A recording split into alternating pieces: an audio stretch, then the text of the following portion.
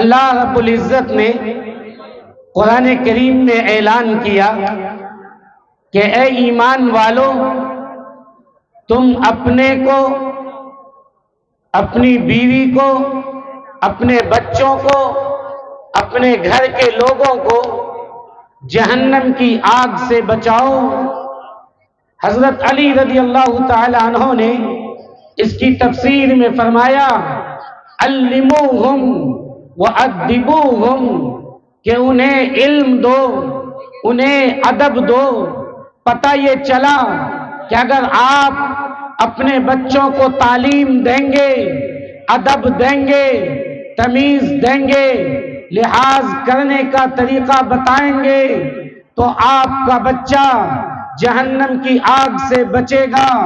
नीज अगर आप अपने बच्चों को तालीम देंगे, पढ़ाएंगे, लिखाएंगे, तो दुनिया में भी तरक्की उसके कदम को चूमेगी।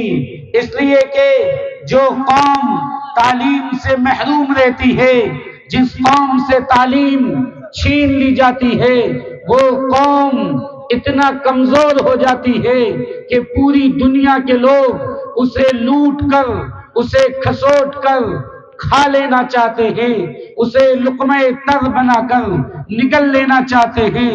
इसलिए आपको आज के इस प्रोग्राम में ये तय करना होगा कि हमें अपने बच्चों को तालीम देनी है, एजुकेशन देना है, उसे पढ़ाना है, उसे लिखाना है।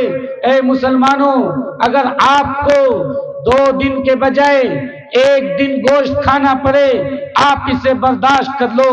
अगर आपको अपने घर का खाना बंद करना पड़े, आप इसे बर्दाश्त कर लो। मकान के बजाय झोपड़ी में रहो, झोपड़ी के बजाय पन्नी टांग कर रहो, और अगर नौबत आए दर दर पे जाकर भीख मांगो, लेकिन अपने बच्चों को तालीम से आरास्ता करो, अपने बच्चों को पढ़ाओ।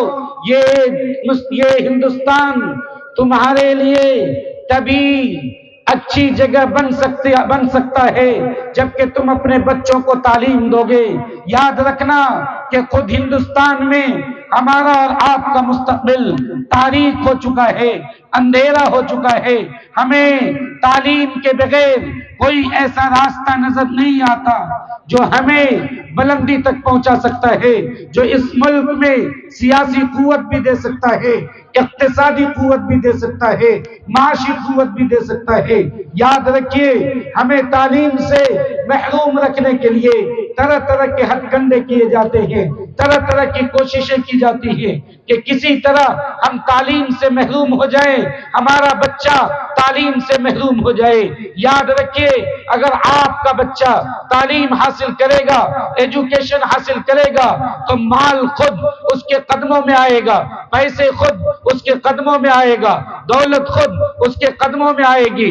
और जब दौलत कदमों में आएगी, नतीजा ये होगा कि सियासी कुव्वत आपके कदमों में आएगी। मैं एक मिसाल देता हूँ, रहमानी ठट्टी जिसे कायम किया हजरत सैयद मौलाना मोहम्मद वली साहब रहमानी नव्वरल्लाहु मरक़दा ने, वहां के बच्चे आज इंजीनियरिंग पास करके वो बड़ी बड़ी नौकरियां हासिल कर रहे हैं। उनमें से एक बच्चा वो है जिसका बाप ठेले पे अंडा बेचता था। आज वो लड़का 20 लाख रुपए महीना कमा रहा है। आप बताओ, जो बच्चा आज 20 लाख रुपए महीना कमा रहा है, उसका बाप अब अंडा नहीं बेचेगा, वो अपने बच्चे को भी पढ़ाएगा, अपने पोते को भी पढ़ाएगा। 20 साल बाद तुम देख लो एक मुसलमान की स्थिति कितनी मजबूत हुई कि 20 लाख रुपए महीना उसकी आमदनी हो रही है। वो अपने बेटे को भी आगे बढ़ाएगा, उसका पोता भी आगे बढ़ेगा।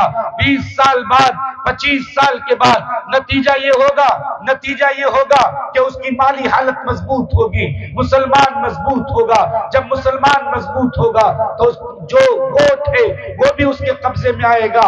आज 2000 रुपए का नोट देखकर, 500 रुपए का नोट देखकर हम और आप अपने ईमान को बेच देते हैं और वोट इधर का उधर कर दिया करते हैं। अगर पैसा होगा तो वोट भी आपके तरफ होगा, सियासी कुव्वत भी आपकी तरफ होगी।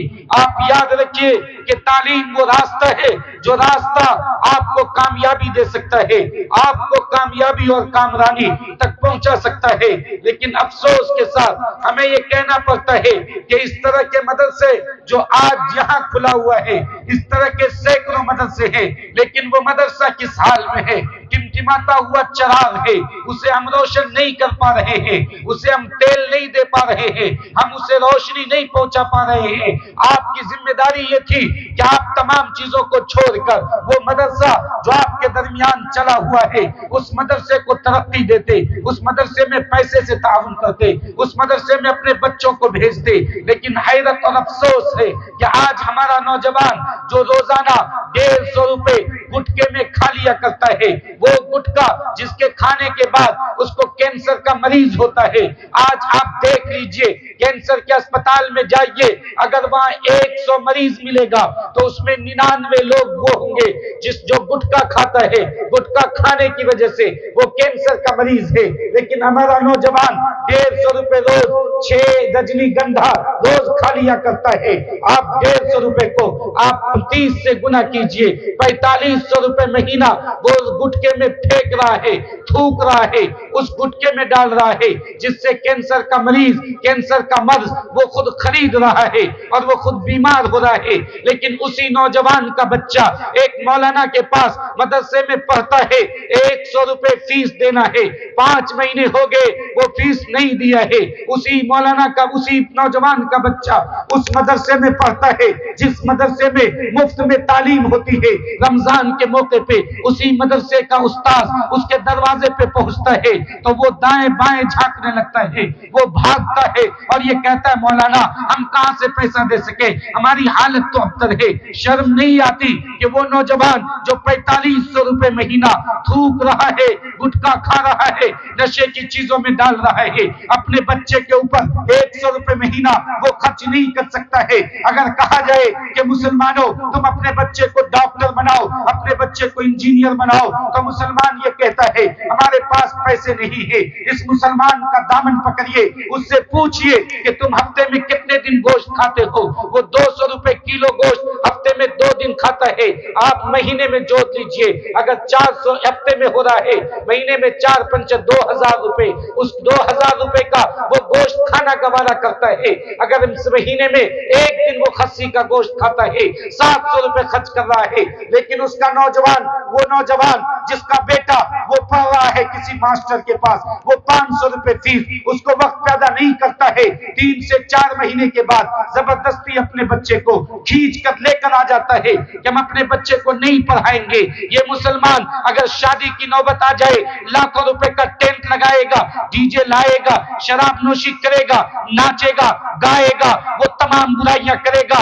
लेकिन हैरत और अफसोस की बात है कि अगर इससे कहा जाए कि तुम अपने बच्चों के लिए 1000 रुपए खर्च करो, वो बच्चा जो मुस्तकबिल में तुम्हारे लिए तुम्हारा नाम पैदा करेगा, वो बच्चा जब पढ़ा लिखा होगा तो बुढ़ापे के बाद, बुढ़ापे में जब तुम जाओगे तुम्हें लात नहीं मारेगा, तुम्हें घर से बाहर नहीं निकालेगा, क्योंकि वो पढ़ा हुआ है, वो उस मदरसे में पढ़ा है जिस मदरसे में तालीम दी गई है कि बाप जन्नत का दरवाजा है। वो उस मदरसे में पढ़ा है जिस मदरसे में तालीम दी गई है कि माँ के पांव तले जन्नत है। अगर उसे पढ़ाओगे, वो बुढ़ापे में तुम्हारा सहारा बनेगा, वो तुम्हारे लिए आंखों का तारा बनेगा, मुस्तकबिल में वो तुम्हारा नाम जिंदा करेगा, दुनिया में भी तुम्हारा नाम जिंदा होगा और आखिरत में भी नेक और बुलंदी तुम्हारे लिए मुकद्दर बनेगी।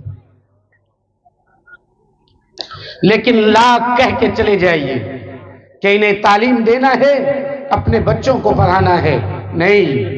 इनका बच्चा सुबह 9 बजे जगेगा, 8 बजे जगेगा, और अगर वो जग गया तो आप देख लीजिए गली कूचे में उसके बच्चे किस तरह गुजर रहे हैं, इस तरह घूम रहा है कि ऐसा लगता है ऊपर से नीचे नंगा है, कपड़ा ऊपर से नीचे नहीं। जैसे चूहे के बिल से चूहे का कई बच्चा बाहर आ जाए तो कितना गंदा रहता है, ऊपर से नीचे नंगा रहता है। यही हाल मुसलमानों के बच्चे का है।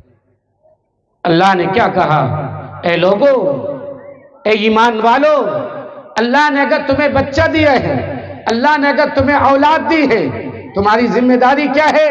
उसे इल्म दो। तुम्हारी जिम्मेदारी क्या है? उसे अदब दो।